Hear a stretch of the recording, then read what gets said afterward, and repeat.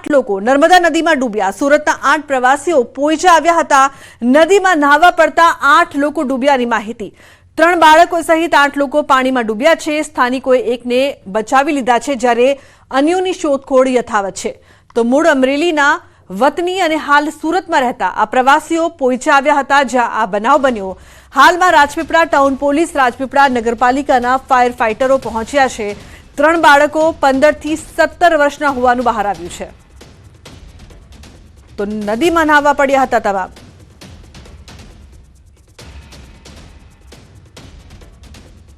તો વધુ માહિતી માટે સંવાદદાતા દીપક લાઈવ જોડાયા છે, તેમની પાસેથી વધુ માહિતી લઈએ। જે રીતે સમગ્ર બનાવ સામે આવ્યો છે દીપક, અને અત્યારે પણ શોધખોળ કરવામાં આવી રહી છે, સર્ચ ઓપરેશન કરવામાં આવી રહ્યું છે, શું અપડેટ છે આપની પાસે દીપક?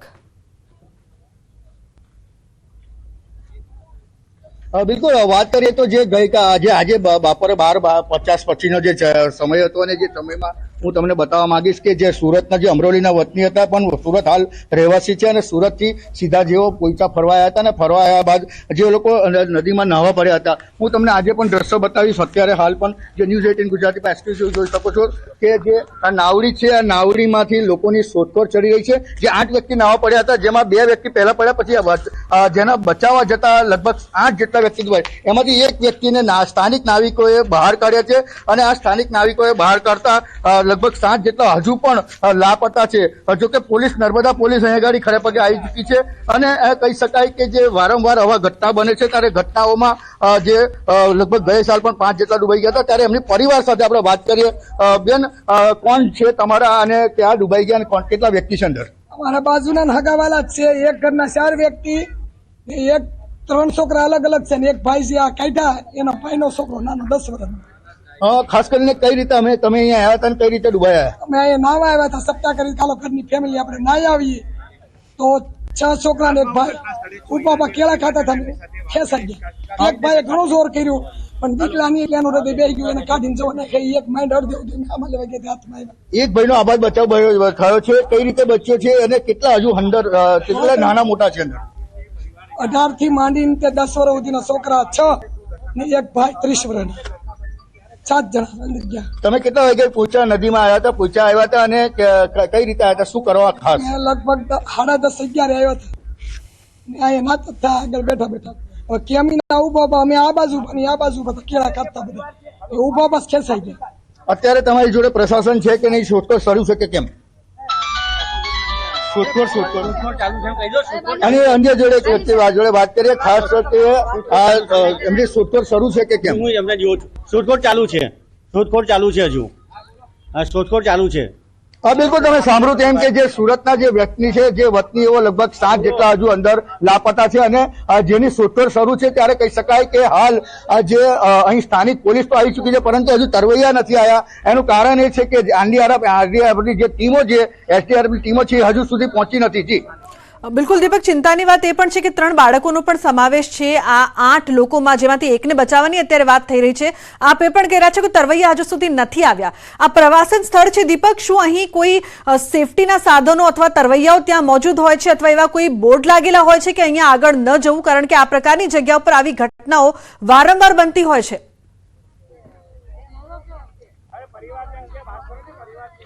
ખાસ વાત કરીએ તો જે આ પોઈચા ઘાટ છે, ને પોઈચાથી સામે કિનારો જે પડે છે ડભોઈ, એટલે વડોદરા જિલ્લામાં છે, પરંતુ જે પોઈચા ઘાટની જે વડોદરાની ઘટના બન્યા બાદ જે નાવિકો છે એ નાવડીઓ બંધ કરી દેવામાં આવી છે, જેને લીધે આ મોટી ઘટના બની હોય હાલ એવું લાગી રહ્યું છે। કારણ કે જે નાવિકો હતા એ અહીં કોઈ હતું નહીં, પરંતુ સ્થાનિક નાવિકો જે નજીકમાં રહેતા હોય, જેઓ લોકો દોડી આવી અને એકને તો બચાવ કર્યો છે, પરંતુ હાલ સ્થાનિક તંત્ર દ્વારા નાવિકો અને તમામ નાવડીઓ બંધ કરી દેતા મોટી ઘટના બની છે। જો નાવિકો હોત તો એમનો જીવ બચી શકત। અત્યારે 7 જણા જે છે એ લાપતા છે। આપણે એક નાવિક સાથે વાત કરીએ કે ખાસ જે નાવડીઓ બંધ કરી દેવામાં આવી છે, જેની આ મોટી ઘટના કહી શકાય કે, અને જે પ્રવાસી હતા તેમની ઘટના કહી શકાય। જે આ નાવિક છે તેમની સાથે વાત કરીએ। તમારી નાવડી કેટલા સમયથી બંધ છે, અને આ ઘટના કેવી રીતે બની? હલો, કેટલા સમયથી બંધ છે? ચાણોદની નાવડીઓ બધી બંધ જ છે સાહેબે, હવે ગયા હતા રાજપીપળા જિલ્લામાંથી પણ ના પાડેલી, કઈ કરી આવવાનું નહીં, એટલે બધી બોટો ટોટલી બંધ જ છે। આ ઘટનામાં તમે જે એક વ્યક્તિનો બચાવ કર્યો છે, કઈ રીતે બચાવ કર્યો છે, કેટલા વ્યક્તિ હજુ અંદર છે? એટલે અમે સામેના કિનારેથી જોયું, ચાણોદના કિનારેથી, કઈ ઘડી 2-3 જણ ડૂબે છે, 2 જણ દેખાતા હતા, પછી અહીં ઘરે આવીને એક જણ બચી ગયો છે, બીજા 7 એમના કહેવાથી 7 જણ અંદર પાણીમાં છે. બિલકુલ નાવિકની વાત પણ આપણે સાંભળી કે જે 7 લોકો છે હજુ પણ લાપતા છે. એટલે કહી શકાય કે જે આ જે ઘટના છે મોટી ઘટના છે, જે વડોદરા ઘટના બાદ આજે નર્મદા જિલ્લામાં બની છે. જી દીપક, હું એ પણ જાણવાનો પ્રયાસ કરવા માંગુ છું, જે પ્રકારથી આપણે અત્યારે વાત કરી નાવિક સાથે કે 4 દિવસથી નાવ બંધ છે. વડોદરાની ઘટનાને પણ આપણે યાદ કરી રહ્યા છે. 4 દિવસથી નાવ કેમ બંધ હતી? અહીંયા સેફટીની શું સુવિધા હતી? પ્રવાસીઓ આટલી મોટી સંખ્યામાં આવે અને કોઈ ડૂબી જાય તો અહીંયા સલામતીની શું વ્યવસ્થા છે એ પણ જાણવાનો પ્રયાસ કરશો. બિલકુલ ખાસ વાત કરીશ તો હું તમને બતાવવા માંગીશ કે જે આ નાવિકો છે સ્થાનિક નાવિકો છે અને અત્યારે જે તરવૈયા છે તરવૈયા જે નાવિકો છે એ જ લોકો એની શોધખોળ કરી રહ્યા છે. કારણ કે જે નાવડી જે વડોદરાની ઘટના બન્યા બાદ જે નાવડીઓ છે બંધ જે જિલ્લા કલેક્ટર દ્વારા બંધ કરી દેવામાં આવી છે. એટલે અહીં કોઈ નાવડીવાળા જે નજીકના જે છે એ અહીં હોતા નથી અને જેને લઈ આ જે પ્રવાસીઓ છે જે નાહવા પડતા હોય છે અને જેને બચાવવા માટે કોઈ તંત્ર દ્વારા પણ કોઈ પગલાં લેવામાં નથી આવતા. એટલે અહીં આગળ બોર્ડ પણ નથી મૂકવામાં આવ્યા કે કોઈ નાહવું નહીં પડ્યું. પરંતુ જે વાત એ છે કે જે તંત્ર પણ છે જેની નિષ્કાળજી કહી શકાય કે જે અહીં ખડે પગે રહેવું જોઈએ તે રહેતા નથી. કારણ કે જે ડુબાણ વિસ્તાર છે આ મોટો ડુબાણ વિસ્તાર અહીં ગણવામાં આવે છે. જી દીપક, જે વાતો અહીંયા સામે આવી રહી છે કે અહીંયા નાવ બંધ હતી, તંત્ર દ્વારા કોઈ પણ જાતની વ્યવસ્થા નથી, સ્વાભાવિક રીતે પ્રવાસીઓની પણ જવાબદારી બને છે, પરંતુ સાથે સાથે તંત્રની પણ જવાબદારી બને છે. આવા સ્થળોમાં લોકોની સલામતી છે તેની સુવિધા રાખવામાં આવે. બીજી તરફ આપ કહી રહ્યા છો કે તરવૈયા પણ અત્યારે નથી, સ્થાનિક તરવૈયા લોકો અહીંયા બચાવી રહ્યા છે. આ ઘટના કેટલા વાગે બની હતી અને તંત્રની કઈ મદદ અત્યારે પહોંચી છે એ પણ જણાવશો દીપક. બિલકુલ ખાસ કરીને હું તમને બતાવીશ કે જે માત્ર જે નર્મદા જિલ્લાની પોલીસ તંત્ર જ અહીં આવી ચૂકી છે. પોલીસ તંત્ર દ્વારા જ ખાલી સિક્યોરિટીને પરંતુ જે ફાયર બ્રિગેડની ટીમ જોઈએ, એનડીઆરએફની ટીમ જોઈએ એ અત્યાર સુધી અહીં નથી આવી ચૂકી. એનું કારણ એ છે કે જે ઘટના 12:50 બની છે અને 12:50ની ઘટના અત્યારે લગભગ 2 વાગ્યા છે. એટલે 1.5 થી 2 ગાળા જે 2 કલાકનો જે સમય ચૂક્યો છે. પરંતુ હજુ તંત્ર જે એમની નિંદ્રામાંથી જાગ્યું નથી અને કોઈ પણ જાતની અહીંયા કાર્યવાહી કરવામાં આવતી નથી. એટલે કહી શકાય કે પ્રવાસીઓ તો ભલે ભૂલમાં નાહવા પડે છે પરંતુ તંત્ર દ્વારા પણ કોઈ કાળજી ના લેવાતા આજે આ ઘટનાઓ બની છે. જી દીપક, બિલકુલ 2 કલાકનો સમય વીતી ગયો છે અને હજુ પણ પાણીમાં જે તમામ લોકો છે તેમને શોધવામાં આવી રહ્યા છે. તમે હવે અંદાજો લગાવો કે પરિવારની અત્યારે શું હાલત હશે, કારણ કે 3 બાળકોનો સમાવેશ થયો છે અને સાથે સાથે આપ એ પણ જણાવી રહ્યા છો કે તરવૈયા તો નથી પહોંચ્યા, સ્થાનિક તરવૈયાઓ બચાવી રહ્યા છે. હવે આવી રીતે કઈ રીતે બચાવશે લોકોને એ પણ એક સવાલ બને છે ને તંત્ર માટે.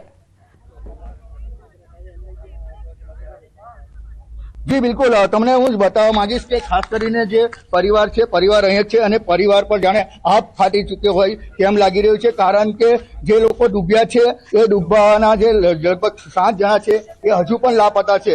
આ હું તમને બતાવીશ કે એમના પરિવાર જ છે, એમની સાથે પણ આવેલા હતા અને એમની સાથે જ રહ્યા છે. અને જે લોકો જે પરિવાર જે અહીં છે એ લોકોના માથે હાથ ફાટી ચૂક્યો છે. કારણ કે લગભગ 7 જેટલા લોકો હજુ લાપતા છે. અને ખાસ વાત કરીએ તો જે અહીં સ્થાનિકો તરવૈયા છે, તરવૈયા અને જે સ્થાનિકો છે તે જ છે, પરંતુ તંત્ર દ્વારા હજુ પણ કોઈ પણ કાર્યવાહી કરવામાં નથી આવી અને તંત્ર દ્વારા કોઈ પણ તરવૈયાને અહીં મોકલવામાં નથી આવ્યા. નથી ફાયર બ્રિગેડની ટીમ આવી, નથી એનડીઆરએફની ટીમ આવી, માત્ર પોલીસ જે છે પોલીસ જ પહોંચી છે. એટલે કહી શકાય કે જે તંત્રની નિષ્કાળજીને કારણે આવી ઘટનાઓ બનતી રહે છે.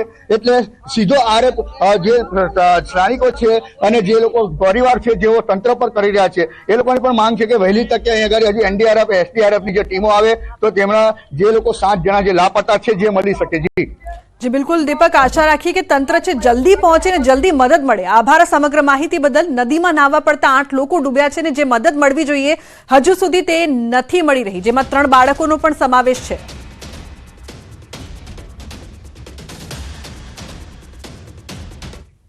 તો બુલેટિનમાં હાલ રોકાઈશું એક બ્રેક માટે. આપ જોતા રહો ન્યૂઝ 18 ગુજરાતી.